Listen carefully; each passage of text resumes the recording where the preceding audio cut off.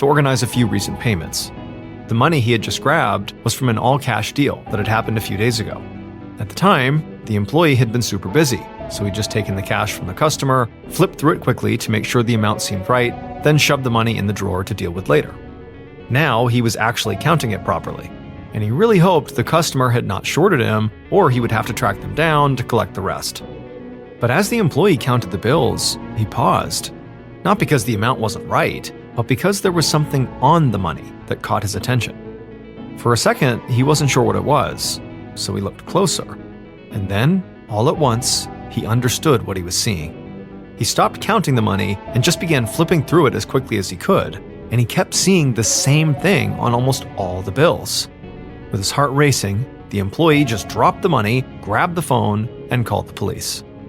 But before we get into that story, if you're a fan of the strange, dark, and mysterious delivered in story format, then you've come to the right podcast, because that's all we do, and we upload twice a week, once on Monday and once on Thursday. So if that's of interest to you, please offer to cut the follow button's grass for them, but set the blades so low that it just obliterates the grass and leaves only dirt. Okay, let's get into today's story.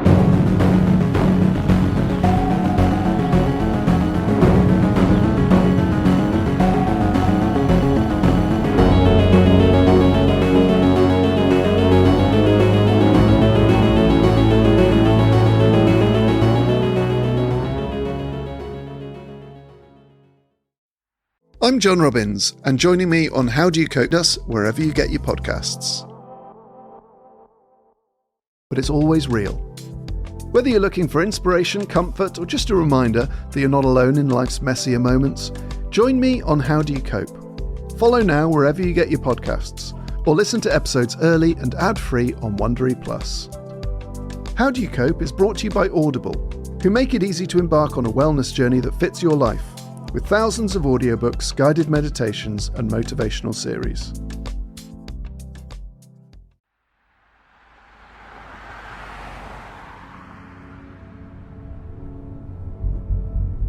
On the evening of Thursday, March 9th, 2006, a 50-year-old woman named Karen Divalbliss sat in the passenger seat of her car.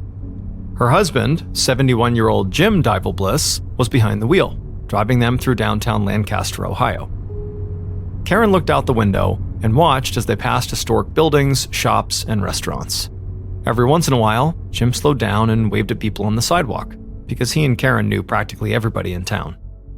So, Lancaster was a small suburb of about 36,000 people, and it was generally a friendly, blue-collar place. Karen and Jim had lived there for over a decade, and they were well known in the community, mostly because of their business ventures. They owned multiple rental properties around town, and also a store where they sold electronics, toys, and hobby supplies. The properties and the store had not only made Karen and Jim a lot of friends, but also a lot of money. They had a reputation for being very wealthy, but also very generous. They went out of their way to help people who were down on their luck, especially friends and family. Karen's former sister-in-law, whose name was Deanna Smith, had actually been living in one of their rental properties for a long time now. And Karen's son was an employee at their store. But even now, with all of their success and their kindness, Karen knew that a lot of people in town viewed her and Jim as kind of an odd couple. They'd both been married before and had kids from their first marriages. And on paper, they didn't seem like obvious partners. Jim was 21 years older than Karen, and he also tended to be pretty quiet and reserved. Karen, on the other hand, was usually the loudest person in the room. But despite their differences, they just worked. And really, that was all that mattered to them. Just then, Karen felt the car slow to a stop. She looked out the window and saw that they were at their first stop of the evening, the hobby store that they owned. There was a big sign outside that said the store's name, D&D Sales. The sign looked exceptionally bright and clean, which should have made Karen happy. But in reality, he had agreed to do another job, but he'd made it very clear that he was not happy about it, and things had been tense between him and Karen ever since. But luckily, the handyman was not at the store that day. Karen was actually here to see somebody else, her 27-year-old son, Jeremy Moore. She could see him inside the shop through the window, manning the front counter. He was tall, skinny, and had dark hair and earrings. Jeremy was her only son from her first marriage, and they usually got along really well. When Karen and Jim first opened D&D Sales, they'd given Jeremy a job, and he'd been a great employee. Karen had felt like she could really trust him, and she'd given him a lot of independence.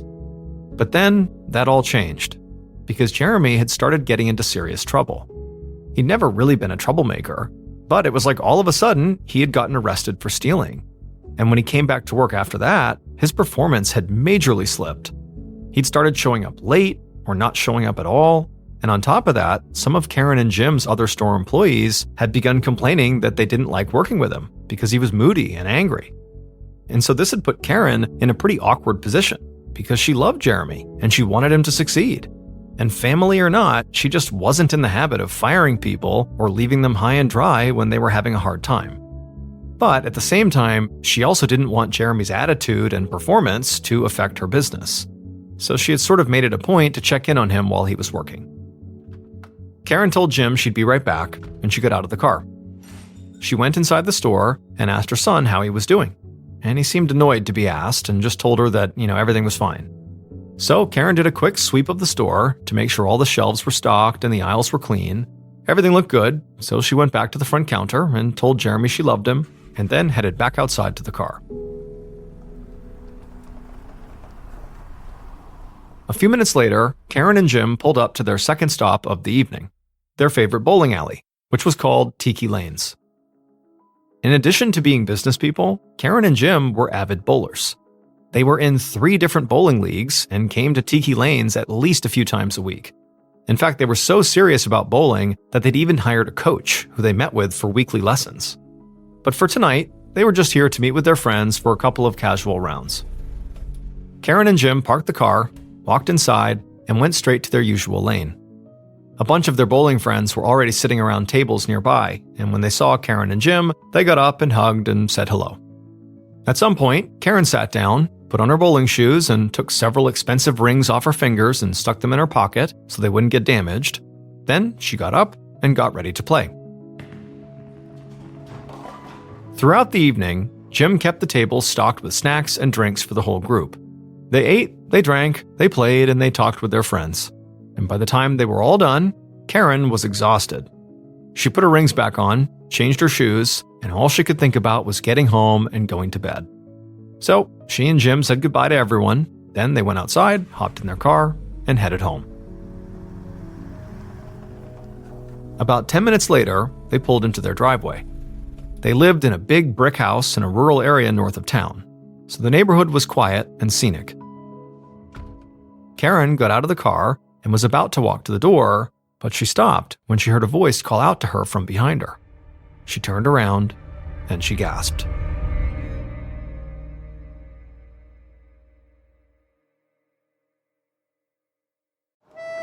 The town of Agde in France is famous for sun, sand, sea, and sex.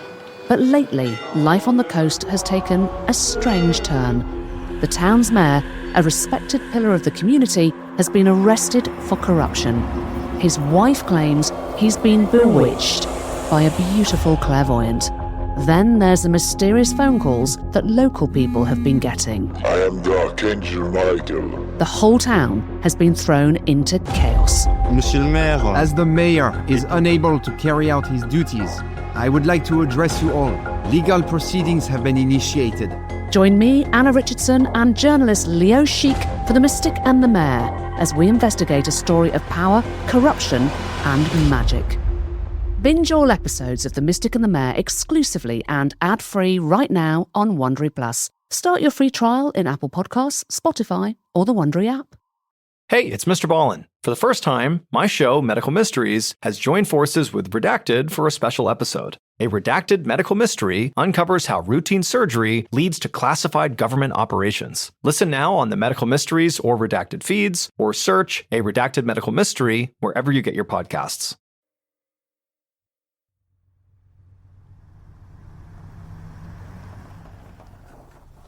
Four days later, around 9 a.m. on Monday, March 13th, Karen's son, Jeremy, pulled up outside his mother and stepfather's house. He parked his red sedan, then got out and walked towards the front door. So normally, at this time, Jeremy would be opening up the family store, D&D Sales. But he'd asked another person to keep an eye on the store because he needed to go see his mom. He had a routine of calling her every morning when he got to work. But that morning, when he'd called, she hadn't picked up. which was unusual. And then Jeremy realized that he actually hadn't spoken to his mother that entire weekend, and normally they spoke just about every day. So the whole situation made him feel confused and sort of concerned. Jeremy went to the front door and he knocked, but he didn't hear anything inside. Nobody came to the door, and he called out for his mom, but he didn't hear anybody calling him back. So eventually he reached down and tried the handle, and he discovered it was unlocked. And when he swung the door open, nothing happened, which was also unusual. Jeremy knew his mom and stepdad never left their door unlocked, and they also had an alarm system. So the alarm at this point should have been going off right now, but it wasn't. Once Jeremy was inside, he looked over at the living room and he saw it had been completely ransacked. Furniture was overturned and papers and random items were scattered all over the floor. At this point, Jeremy's heart was racing because obviously something was wrong. Instinctively, he just ran down the hallway puddle. He saw 2 feet. And even though from his vantage point, peering into this room barely, Jeremy couldn't really see anything except those 2 feet, he just had this immediate gut feeling that the feet belonged to his mother and that she had been murdered. Jeremy turned, sprinted out of the house, and called the police.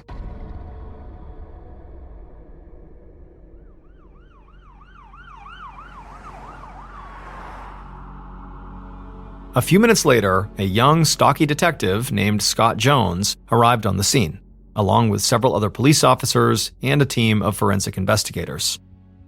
There were so many first responder vehicles crowded around the area that he had to park a squad car a little ways down the road. Detective Jones got out of his car and began walking towards the big brick house he was here to investigate. He had worked for the county sheriff's office for about 4 years, and in that time, he had investigated homicide cases, and he knew a killer.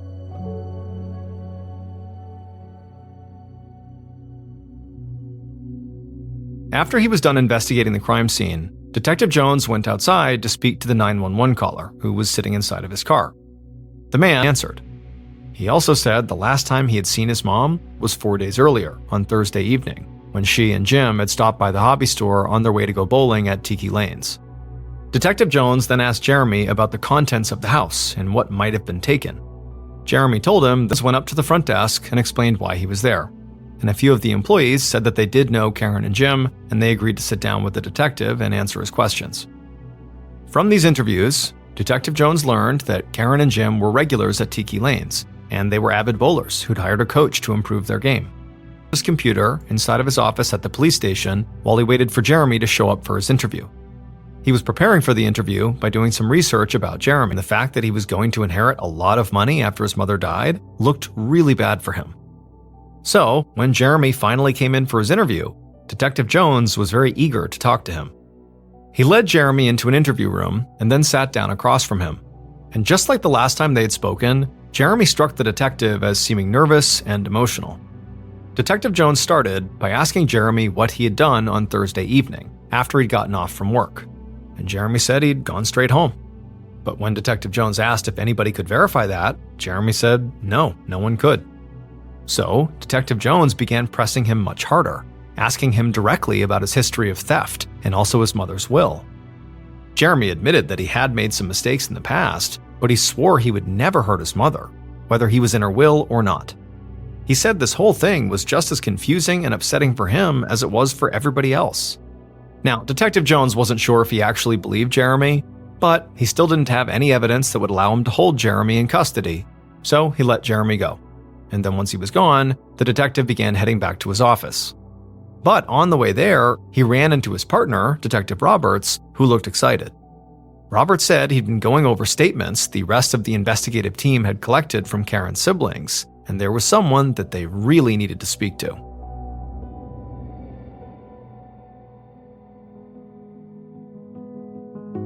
A little while later, Detective Jones listened outside the door of an interrogation room as another detective was sitting with Karen's former sister-in-law, Deanna Smith.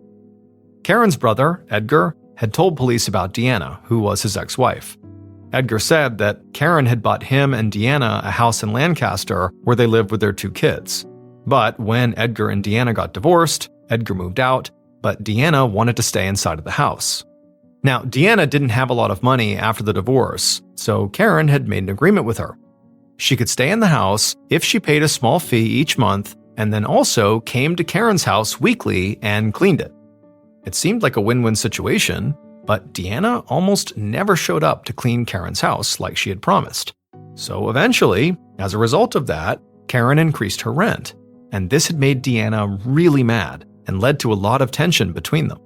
And when investigators had spoken to Karen's other siblings, they'd also learned that Deanna loved jewelry and expensive things, even though she really couldn't afford them. So, investigators had brought Deanna in for an interview because someone who loved jewelry and disliked Karen was incredibly suspicious. Plus, if Deanna did periodically clean Karen's house, well, she might have had a key or known the alarm system's security code, which could explain why there was no evidence of forced entry. And so now, Detective Jones stood there in the hallway and listened in.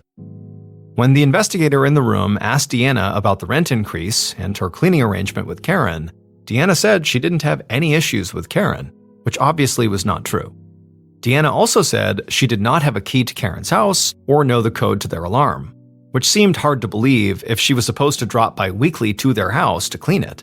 It just seemed like Deanna was not being honest. But right now, it was Deanna's word against the rest of Karen's siblings, so police really couldn't hold her. Still, after she had left, Detective Jones kept thinking about the fact that Karen's siblings had really specifically mentioned that Deanna truly loved jewelry. And so if Deanna had stolen Karen's jewelry, she might have kept it, but she also might have pawned it since she needed the money. At this point, the investigative team already knew that Karen had a lot of expensive and unique pieces of jewelry that she typically bought at a specific local store. Authorities were already in touch with the shop owner, who was confident that she would actually recognize most of Karen's items. So, Detective Jones decided to start contacting pawn shops in Lancaster and the surrounding areas to see what jewelry had been sold between last Thursday and now. If any of it turned out to be Karen's, they might be able to find out exactly who had pawned it.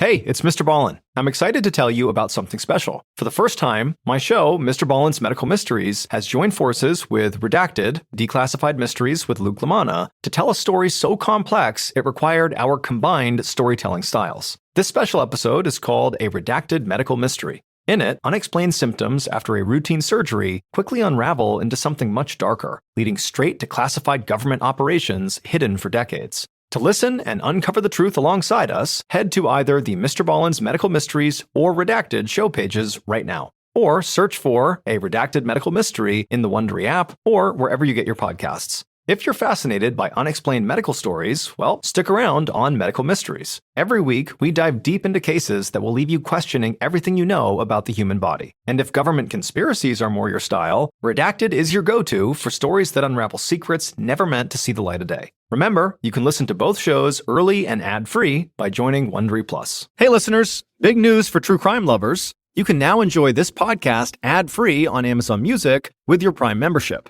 Listen to all episodes of my podcasts, MrBallen's Medical Mysteries and MrBallen's Strange, Dark, and Mysterious Stories, along with a huge collection of top true crime podcasts, completely ad-free. No more wading through cliffhangers or dealing with ads, because let's be honest, ads shouldn't be the most nerve-wracking part of true crime.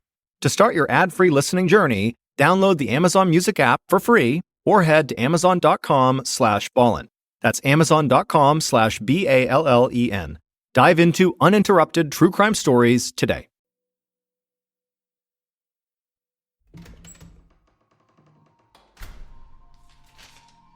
On Wednesday, March 15th, 2006, so 2 days after Karen and Jim had been found dead, Detective Jones was at his desk when one of his investigators came in and dropped an itemized receipt in front of him. It was from a local pawn shop and was for the sale of an expensive piece of jewelry on Saturday, March 11th, just 2 days after Karen and Jim were killed. And when Detective Jones looked at the bottom of the paper, he gasped. The seller's name was written right there. It was Deanna Smith, Karen's former sister-in-law. Detective Jones felt his heart pounding, but he tried to tell himself to be patient. Before they did anything else, they needed to be absolutely sure that the piece of jewelry Deanna sold actually belonged to Karen. So he told the officers to get the jewelry from the pawn shop, and the next day, Karen's regular jeweler came into the station to look at it, and she determined, beyond a doubt, that it was not Karen's. After the jeweler left, Detective Jones slumped in his desk chair and rubbed his eyes in frustration. Now, the fact that this pawned jewelry did not belong to Karen was definitely disappointing, but the detective also didn't think that that proved Deanna was innocent. She clearly needed money, otherwise why would she have pawned one of her own pieces? And they also had a lot of other clues that made her seem suspicious as well. Still, at this point, Detective Jones didn't really know where to turn.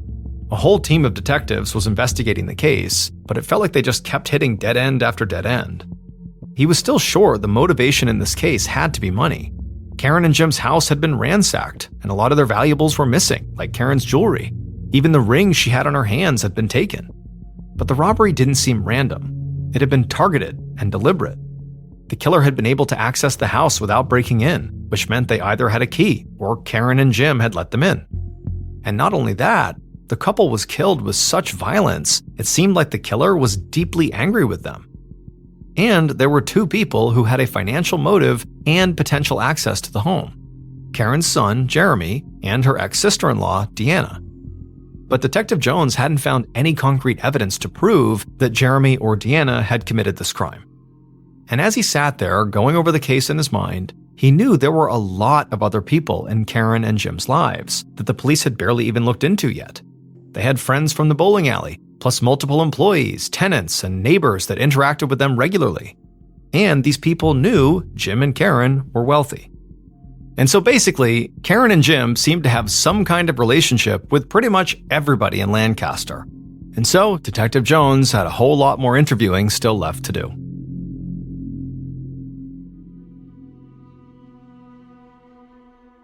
About a week later, so 11 days after Karen and Jim's bodies were found, Detective Jones was sitting in his office feeling frustrated. His team had been going all over town, interviewing basically everybody in Lancaster, and still they had not gotten a single helpful tip. But that afternoon, Detective Jones's phone rang, and the best lead he'd gotten so far seemed to fall right into his lap. It was somebody from his department calling with a very interesting story. They said they'd just gotten a call from a guy who worked at a moving company in town. The employee said that a customer had come in, rented a truck, and paid him in cash a few days ago. And the employee said he had just begun counting their cash payment, and he'd found something the police really needed to see. Detective Jones hung up the phone, grabbed his coat, and headed out to meet this guy. Before long, Detective Jones stood at an office counter across from the moving company employee, and they both were looking down at the cash the employee had mentioned on the phone call, in loose bills again. He wanted to make sure that every piece of information they had lined up with the person whose name was on that contract. And as far as he could see, the killer was riding in the back seat of a car with a few other people. In one hand, they were holding a plastic grocery bag, and in their other hand, they were clutching a large kitchen knife. They were on their way to Karen and Jim's house. The killer had been planning to rob the couple for a while now. They'd even asked an accomplice to join them. And now, one of their friends was driving them and their... But as they began to drive away, they saw Karen and Jim pass them on the road, headed towards their house. At this point, the killer realized they could still go through with their plan. So they told the driver to turn around again. And a few moments later, they pulled up in front of the house, and the killer and the accomplice jumped out right as Karen and Jim were walking up their driveway. The killer called out to the couple, and when they turned around, the killer held up the knife. They told Karen and Jim to let them and their accomplice inside the house, or else. Karen and Jim were obviously terrified, so they did what the killer said. They went inside, and then the killer led Jim downstairs to the safe, while the accomplice stayed upstairs and kept an eye on Karen. When the killer and Jim got to the safe, the killer held up the knife again and told Jim to open it. Jim did, and then the killer grabbed all the money that was inside and began shoving it into the grocery bag. But at some point, Jim tried to get away, and the killer knew they couldn't let him, or they'd be caught in the middle of this robbery. So they didn't stop to think, they just started stabbing Jim over and over until he stopped moving. After that, the killer calmly walked upstairs, where they found Karen and the accomplice, and they demanded that Karen show them where she kept her jewelry. When Karen said it was in her bedroom, the killer brought her in there. But at some point, Karen began to struggle with the killer and was knocked to the floor. And after that, the accomplice held on to Karen as the killer stabbed her over and over again. Karen did try to fight back, but it was too much, and eventually she also died. The killer and their accomplice spent the next hour raiding the home for valuables. When they got all they could carry, they ran back to the car waiting outside and fled with thousands and thousands of dollars in cash, jewelry, and antiques. The killer was not Karen's former sister-in-law, Deanna, and it wasn't Karen's son, Jeremy. It was somebody else who did regularly work for the couple and who'd recently had an argument with them over how much money they were owed. The killer was Karen and Jim's handyman, 26-year-old Eric Hockman. Eric had done a lot of odd jobs for the couple, including recently painting their store's sign. But when Karen paid him for that work, Eric felt like she had given him less than he was owed. And this infuriated him, because he knew that Karen and Jim had a ton of money, and also they had a lot of expensive things, and he knew this because he had done work at their house and seen these things. So he started planning a robbery. He asked a friend to give him a ride, and then also enlisted his girlfriend, 29-year-old Heidi Kidwell, to be his accomplice. The friend agreed, and also Heidi agreed, possibly because she was in the middle of a 3-week heroin high and was not thinking clearly. After the murders, Eric and Heidi laid low for a few days. Then, about 3 days after Karen and Jim's bodies were found, they rented a moving truck and left town. But their big mistake was paying for their rental with cash they had stolen from Karen and Jim, cash that was covered in the couple's blood. The moving company employee led the police straight to Eric and Heidi's new address, which was over 1,000 miles away in Key Largo, Florida. When authorities searched Eric and Heidi's mobile home there, they found thousands of dollars in cash, along with expensive antiques, watches, and jewelry that was later identified as belonging to Karen. Eric and Heidi were both arrested and taken back to Ohio. Heidi pleaded guilty to conspiracy to commit murder and was sentenced to 15 years in prison. Eric was convicted of 2 counts of murder and sentenced to life in prison without the possibility of parole. He also received 67 additional years for kidnapping, aggravated burglary, tampering with evidence, and theft from an elderly person. The person who drove Eric and Heidi to commit the murders was never charged. Eric would die by suicide in jail in 2019. Heidi was released from prison in 2020 and passed away 2 years later at age 45.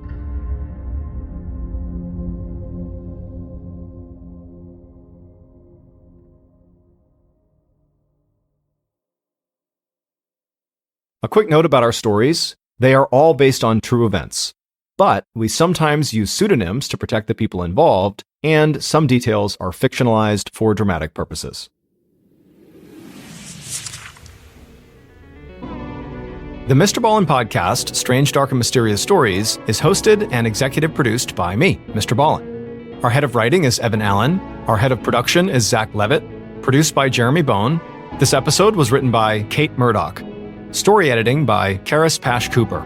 Research and fact-checking by Shelley Shue, Samantha Van Hoos, Evan Beamer, Abigail Shumway, and Camille Callahan. Research and fact-checking supervision by Stephen Ear. Audio editing and post-produced by Whit Lacasio and Cole Lacasio. Additional audio editing by Jordan Stidham. Mixed and mastered by Brendan Kane. Production coordination by Samantha Collins. Production support by Antonio Manata and Delana Corley. Artwork by Jessica Clogston-Kiner. Theme song called Something Wicked by Ross Bugden. Thank you for listening to the MrBallen podcast. If you enjoyed today's story and you're looking for more bone-chilling content, be sure to check out all of our studio's podcasts. There's this one, the MrBallen podcast, as well as MrBallen's Medical Mysteries, Bedtime Stories, Wartime Stories, Run Fool, Redacted, Late Nights with Nexpo, and A Twist of History. All you have to do is search for Ballen Studios wherever you get your podcasts. To watch hundreds more stories just like this one, head over to our YouTube channel, which is just called MrBallen. So that's going to do it. I really appreciate your support. Until next time, see ya.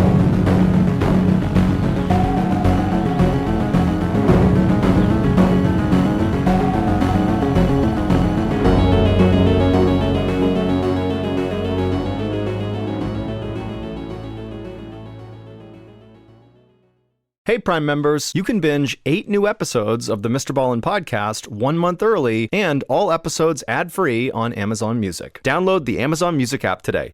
And before you go, please tell us about yourself by completing a short survey at Wondery.com/survey.